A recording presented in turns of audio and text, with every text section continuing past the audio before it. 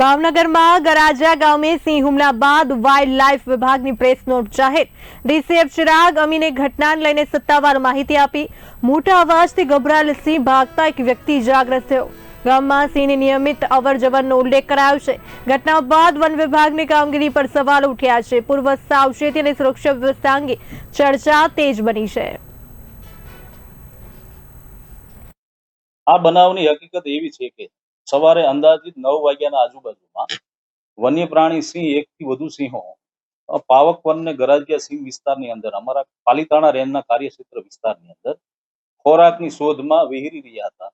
તે સમયગાળા દરમિયાન આ વન્ય પ્રાણી એક રેઢિયા ઢોરનું મારણ કરેલ, પરંતુ પબ્લિક વસાહતની અંદર વન્ય પ્રાણી સિંહ આવી જતા લોકો સિંહને જોવાની ઉત્સુકતામાં તેની પાછળ દોડવા લાગેલ, વિડીયો ઉતારવા લાગેલ અને આ વન્ય પ્રાણી ત્યાંથી થોડે દૂર જઈ અને ગરાજિયા ગામ વિસ્તાર રહેણાંકી વિસ્તારની આજુબાજુમાં શાંતિથી બેઠેલ હતો।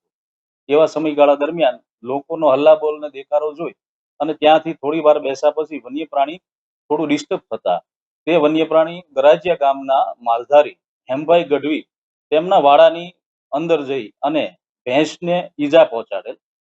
આ ભેંસને ઈજા પહોંચાડ્યા બાદ બાજુમાં રહેતા કાળુભાઈ બોગુભાઈ પરમાર, જે આ વિડીયોમાં ભોગ બનનાર છે, તે ગરાજિયા ગામના વતની છે અને તેઓ તેમના વાડામાં પોતાના માલઢોરનું જાનમાલને નુકસાન ન થાય તે હેતુથી તે તરફ દોડી ગયેલ। ત્યારે આ વન્ય પ્રાણી સિંહ દ્વારા અચાનક આ વ્યક્તિને આવતા જોઈ અને કાળુભાઈ ઉપર હુમલો કરે અને બાદમાં તેઓને હાથના ભાગે, ગળાના ભાગે, પગના ભાગે નાની મોટી ઈજાઓ કરવામાં આવેલ છે અને બાદમાં સિંહ વન્ય પ્રાણી ત્યાંથી દૂર જતું રહેલ અને પ્રથમ તેઓને પાલીતાણા સરકારી હોસ્પિટલ ખાતે ખસેડવામાં આવેલ। ત્યાં પ્રાથમિક સારવાર આપ્યા બાદ હાલમાં વધુ સારવાર અર્થે તેઓને સરટી હોસ્પિટલ ભાવનગર ખાતે ખસેડવામાં આવેલ છે। હાલ સારવાર હેઠળ છે।